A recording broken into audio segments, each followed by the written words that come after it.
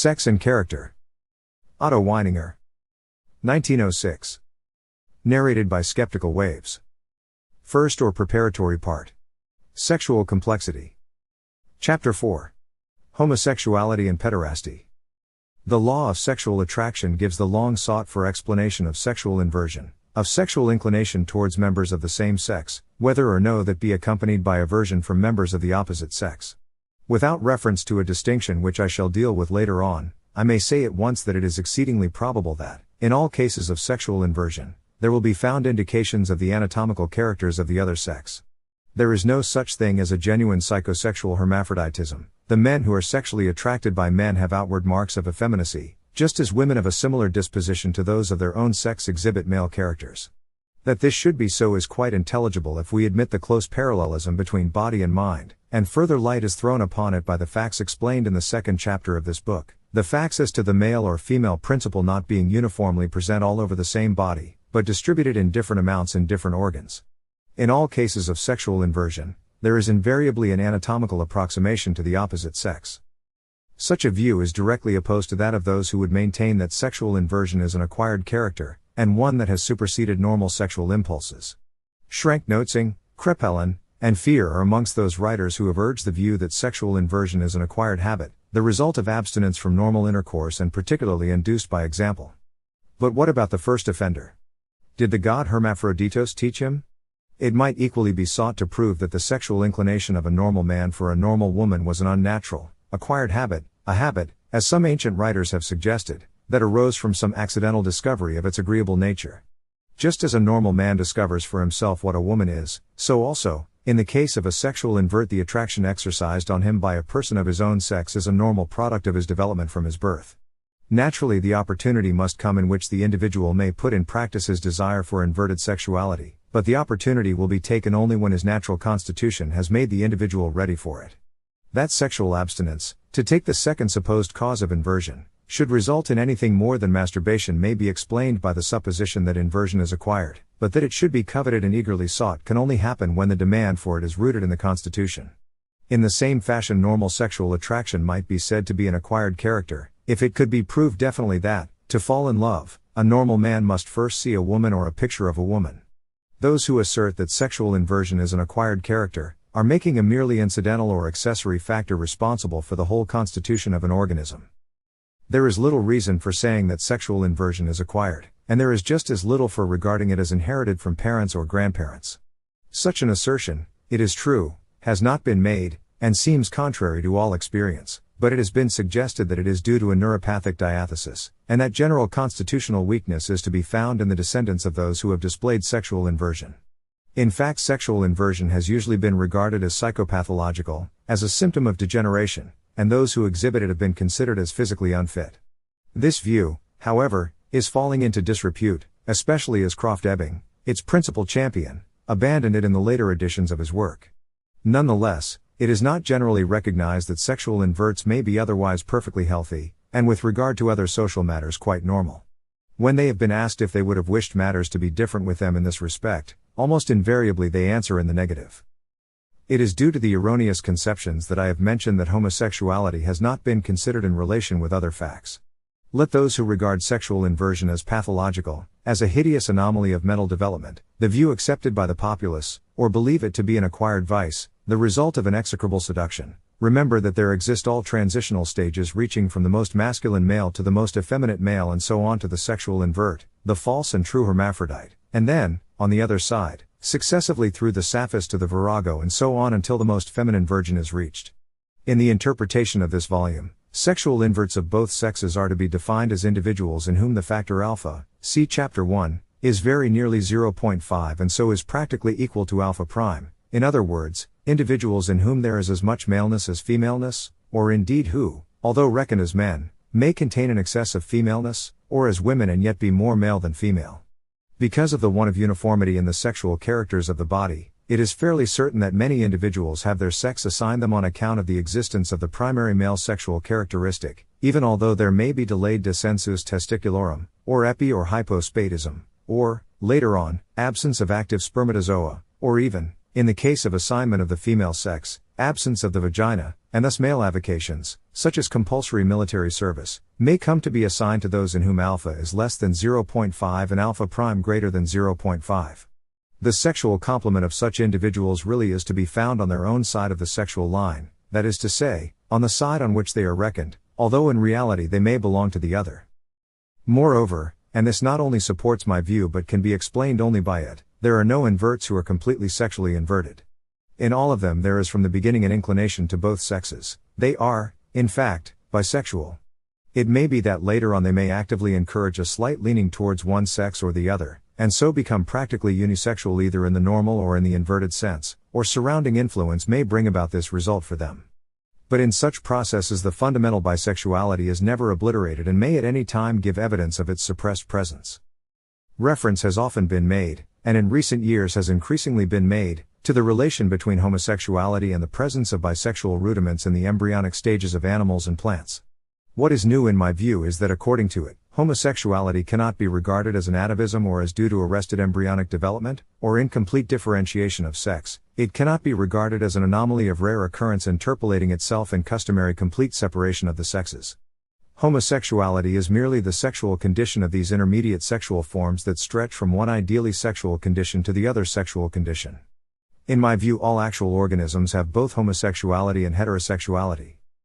That the rudiment of homosexuality, in however weak a form, exists in every human being, corresponding to the greater or smaller development of the characters of the opposite sex, is proved conclusively from the fact that in the adolescent stage, while there is still a considerable amount of undifferentiated sexuality, and before the internal secretions have exerted their stimulating force, passionate attachments with a sensual side are the rule amongst boys as well as amongst girls. A person who retains from that age onwards a marked tendency to friendship with a person of his own sex must have a strong taint of the other sex in him. Those, however, are still more obviously intermediate sexual forms, who, after association with both sexes, fail to have aroused in them the normal passion for the opposite sex, but still endeavor to maintain confidential, devoted affection with those of their own sex. There is no friendship between men that has not an element of sexuality in it, however little accentuated it may be in the nature of the friendship, and however painful the idea of the sexual element would be. But it is enough to remember that there can be no friendship unless there has been some attraction to draw the men together. Much of the affection, protection, and nepotism between men is due to the presence of unsuspected sexual compatibility. An analogy with the sexual friendship of youth may be traced in the case of old men, when, for instance, with the involution following old age, the latent amphisexuality of man appears. This may be the reason why so many men of 50 years and upwards are guilty of indecency. Homosexuality has been observed amongst animals to a considerable extent. F. Karsh has made a wide, if not complete, compilation from other authors. Unfortunately, practically no observations were made as to the grades of maleness or femaleness to be observed in such cases. But we may be reasonably certain that the law holds good in the animal world. If bulls are kept apart from cows for a considerable time, homosexual acts occur amongst them. The most female are the first to become corrupted, the others later, some perhaps never. It is amongst cattle that the greatest number of sexually intermediate forms have been recorded. This shows that the tendency was latent in them, but that at other times the sexual demand was satisfied in normal fashion. Cattle in captivity behave precisely as prisoners and convicts in these matters. Animals exhibit not merely onanism, which is known to them as to human beings, but also homosexuality, and this fact, together with the fact that sexually intermediate forms are known to occur amongst them, I regard as strong evidence for my law of sexual attraction. Inverted sexual attraction, then, is no exception to my law of sexual attraction, but is merely a special case of it. An individual who is half man, half woman, requires a sexual complement of being similarly equipped with a share of both sexes in order to fulfill the requirements of the law. This explains the fact that sexual inverts usually associate only with persons of similar character, and rarely admit to intimacy those who are normal. The sexual attraction is mutual, and this explains why sexual inverts so readily recognize each other. This being so, the normal element in human society has very little idea of the extent to which homosexuality is practiced, and when a case becomes public property, every normal young profligate thinks that he has a right to condemn such atrocities. So recently as the year 1900, a professor of psychiatry in a German university urged that those who practiced homosexuality should be castrated. The therapeutical remedies which have been used to combat homosexuality, in cases where such treatment has been attempted, are certainly less radical than the advice of the professor, but they serve to show only how little the nature of homosexuality was understood. The method used at present is hypnotism, and this can rest only on the theory that homosexuality is an acquired character. By suggesting the idea of the female form and of normal congress, it is sought to accustom those under treatment to normal relations.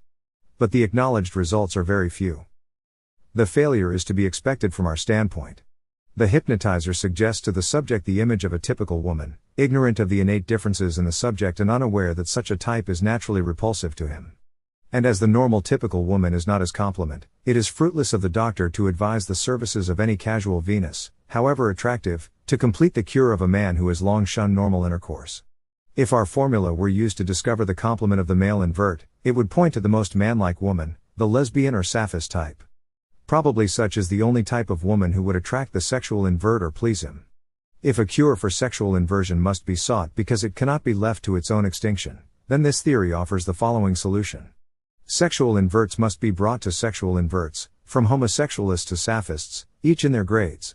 Knowledge of such a solution should lead to repeal of the ridiculous laws of England, Germany and Austria directed against homosexuality, so far at least as to make the punishments the lightest possible. In the second part of this book it will be made clear why both the active and the passive parts in male homosexuality appear disgraceful, although the desire is greater than in the case of the normal relation of a man and woman. In the abstract there is no ethical difference between the two. In spite of all the present-day clamor about the existence of different rights for different individualities, there is only one law that governs mankind, just as there is only one logic and not several logics. It is in opposition to that law, as well as to the theory of punishment according to which the legal offense, not the moral offense, is punished, that we forbid the homosexualist to carry on his practices whilst we allow the heterosexualist full play, so long as both avoid open scandal.